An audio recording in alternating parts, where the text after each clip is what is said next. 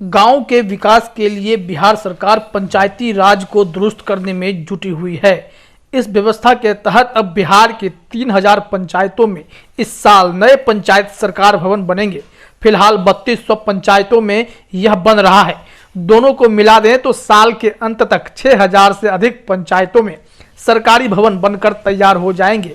पंचायती राज मंत्री सम्राट चौधरी ने सोमवार को विधानसभा में यह घोषणा की। वे बिहार विनियोग विधेयक 2022 पर हुई चर्चा का जवाब दे रहे थे। इस विधेयक के जरिए चालू वित्त वर्ष के लिए 7 अरब 894 करोड़ रुपए की निकासी होगी। उन्होंने कहा कि सरकारी जमीन की कमी के चलते पंचायत सरकार भवन का निर्माण बाधित नहीं होगा। जिलाधिकारियों को भूमि चयन के लिए अधिकृत कर दिया गया है। सरकार भवन में ग्रामीणों को अधिसंख्य ऐसी सुविधाएं उपलब्ध होंगी जिनके लिए उन्हें अंचल कार्यालय जाना पड़ता था। सम्राट चौधरी ने कहा कि मुख्यमंत्री नीतीश कुमार गांव के विकास और महिला सशक्तिकरण के पक्षधर हैं।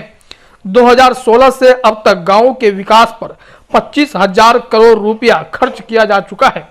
मुख्यमंत्री की सहमति से पंचायतों में कार्यपालक सहायक के पद पर एक के बदले 2 लोग बहाल होंगे।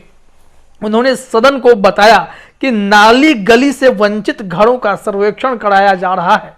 कोशिश है कि कोई घर संपर्क पथ, पेयजल और पक्की नाली की सुविधा से वंचित नहीं रहे। उन्होंने बताया कि गांव में सोलर लाइट लगाने की योजना पर भी काम चल रहा है। राज्य भर में 14 लाख से अधिक सोलर लाइट लगाने की योजना है।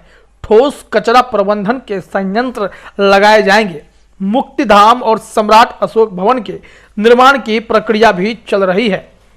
उन्होंने कहा कि पंचायती राज मंत्री के मुताबिक मुख्यमंत्री की पहल पर त्रिस्तरीय पंचायत संस्थाओं में आरक्षण का प्रावधान किया गया। नतीजा यह निकला कि पंचायती राज संस्थाओं के 58% पदों पर महिलाएं निर्वाचित हैं। उन्होंने कहा कि राज्य पंचायत चुनाव में पहली बार ईवीएम और बायोमेट्रिक्स सिस्टम को लागू किया गया। दूसरे राज्य इसका अनुसरण कर रहे हैं। इससे पता चलता है कि बिहार सरकार गांवों के विकास के लिए कितना प्रतिबद्ध दिखाई पड़ती है।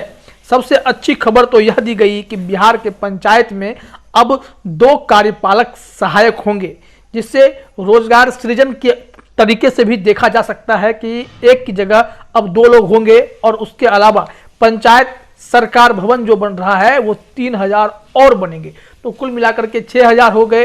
और एक की जगह 2 कार्यपालक सहायक की नियुक्ति होगी हर पंचायत में।